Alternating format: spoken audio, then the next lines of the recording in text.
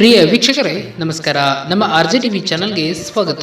PM Kisan ರೈತರಿಗೆ ಭರ್ಜರಿ good news ಒಂದು ಬಂದಿದೆ. ಹೌದು, ಫೆಬ್ರವರಿ 28ರಂದು ಈ ರೈತರಿಗೆ PM ಕಿಸಾನ್ ಸನ್ಮಾನ್ ನಿಧಿ ಯೋಜನೆಯ 16ನೇ ಕಂತಿನ ಹಣ ಜಮೆ ಆಗುವ ಸಾಧ್ಯತೆ ಇದೆ. ಯಾವ ರೈತರಿಗೆ ಜಮಾ ಆಗಲಿದೆ ಎಂಬುದನ್ನು ಇಲ್ಲಿ ತಿಳಿದುಕೊಳ್ಳೋಣ.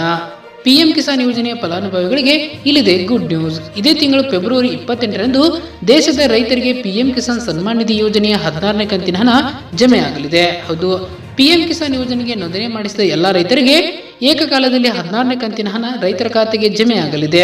ಹಾಗಾದ್ರೆ ಯಾವ ರೈತರಿಗೆ ಜಮಾ ಆಗಲಿದೆ ಎಂಬುದನ್ನ ಇಲ್ಲಿ ತಿಳಿದುಕೊಳ್ಳೋಣ. ಅದರ ಲಿಂಕು ನಮ್ಮ ಡಿಸ್ಕ್ರಿಪ್ಷನ್ ಬಾಕ್ಸ್ ಅಲ್ಲಿ ಇದೆ.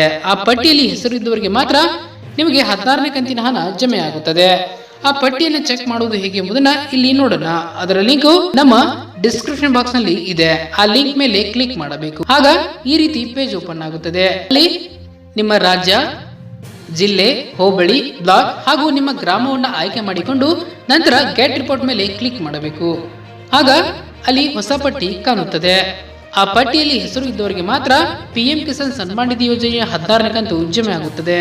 PM ಕಿಸಾನ್ ಯೋಜನೆಯ ಫಲಾನುಭವಿಗಳ ಪಟ್ಟಿಯಲ್ಲಿದ್ದ ಎಲ್ಲಾ ರೈತರಿಗೆ 16ನೇ ಕಂತಿನ ಹಣ ಜಮೆ ಆಗುತ್ತದೆ ಎಂದು ಹೇಳಕ್ಕಾಗುವುದಿಲ್ಲ. ಯಾಕೆಂದ್ರೆ PM ಕಿಸಾನ್ ಯೋಜನೆಯ ಫಲಾನುಭವಿಗಳೆಲ್ಲರಿಗೂ KYC ಮಾಡಿಸುವುದು ಕಡ್ಡಾಯವೆಂದು ಸೂಚಿಸಲಾಗಿತ್ತು. ಅದೇ ರೀತಿ 4-5 ಸಲ ರೈತರಿಗೆ KYC ಮಾಡಿಸಲು ಗಡುವು ಸಹ ನೀಡಲಾಗುತ್ತಿದೆ.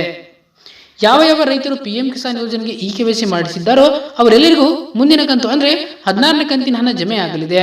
KYC ಮಾಡಿಸದೇ ಇರುವ ರೈತರಿಗೆ ಇನ್ನೂ ಕಾಲಾವಕಾಶ ಇದೆ. ಹಾಗಾಗಿ ಕೂಡಲೇ ನಿಮ್ಮ ಹತ್ತಿರದ ರೈತ ಸಂಪರ್ಕ ಕೇಂದ್ರ ಅಥವಾ ಗ್ರಾಮೀಣ ಕೇಂದ್ರಗಳಲ್ಲಿ ಹೋಗಿ ಬಯೋಮೆಟ್ರಿಕ್ ಆಧಾರಿತ KYC ಮಾಡಿಸಿಕೊಳ್ಳಬಹುದು. ಧನ್ಯವಾದಗಳು.